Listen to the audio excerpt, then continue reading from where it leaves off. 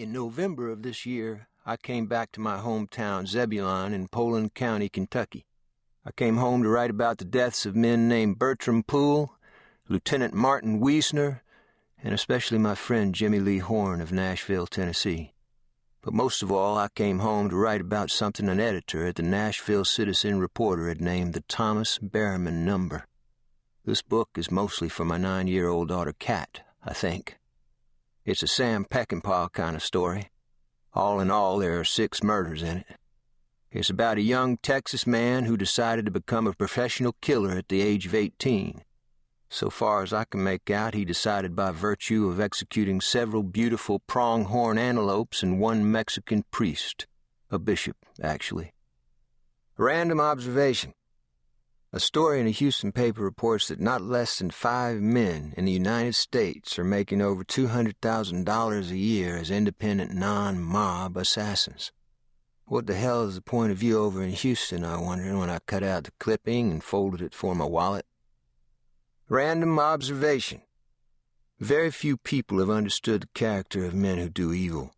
Most people who've written about them just make everything too black for me. Either that or they're trying to make some sugar and spice Bonnie and Clyde movie. Anyway, movie stars withstanding, I don't believe your bad man can be obtuse, and I don't believe he'd necessarily be morose. In fact, Thomas Berryman was neither of these. Random observation. The other day I showed Kat something Berryman's girlfriend had given me. It was a Crossman air pistol. To demonstrate how it could put someone to sleep, I callously, stupidly wounded Mrs. Mulhouse's calico. It was too much for the old kitty, however, and she died. Random observation.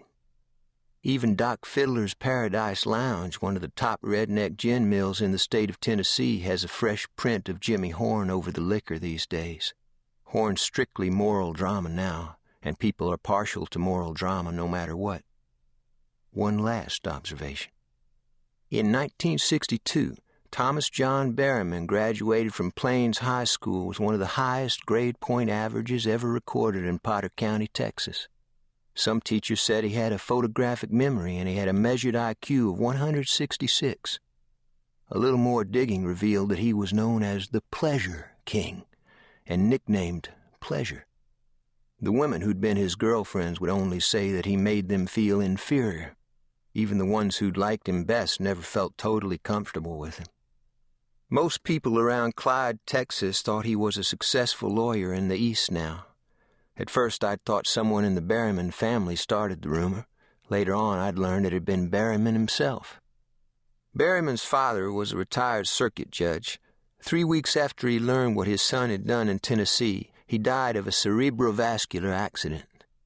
Thomas Berryman is 6'1", 195 pounds. He has black hair, hazel eyes, and extremely good concentration for a young man. He's also charming. In fact, he just about says it all for American charm. Background. 4 months ago, the 37-year-old mayor of our city, Jimmy Horn, was shot down under the saddest and most bizarre circumstances I can imagine. Because of that, the Nashville Citizen-Reporters of last July 4th, 5th, and 6th are the 3 largest selling editions the paper has ever had. Maybe it's because people are naturally curious when public figures are shot. They know casual facts out of their lives, and they regard these men almost as acquaintances. They want to know how and where and what time and why it happened. I believe it's usually the same. Madman Bert Poole shoots Mayor Jimmy Horn late in the day for no good reason. That's what I wrote, but only in pencil on foolscap. In the Citizen, I wrote a long filler about the state trooper who'd subsequently shot Poole. It was real shit, and also crass. It was also incorrect. 3 days after the shooting, a story in the Washington Post reported that the man who'd shot Bert Poole hadn't been a Tennessee state trooper, as my story and our other feature stories had reported several times. The man was an expensive professional killer from Philadelphia. His name was Joe Cubba.